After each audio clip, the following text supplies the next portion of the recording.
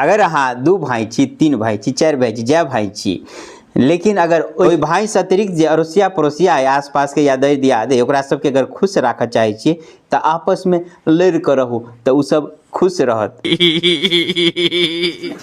जेनाकि वह व्यक्ति महिला या पुरुष अहाँ से आबि कऽ खूब हँसि हँसि कऽ मुस्कुरा कऽ बात करैत रहत, बढ़िया बात कहत। अहाँके अगर भाई से झंझट है तो ओकरा बारे में सेहो बात करत। अहाँके बुझायत कि अहाँ पक्ष में, अहाँ ओकरा चाहियो पिया देबै और खिया पिया देबै।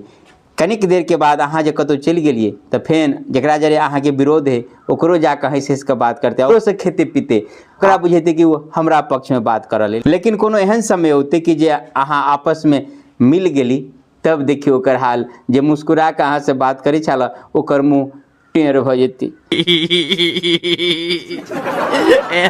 कियाक तऽ ओकर आब पैठे खत्म भ गेलै।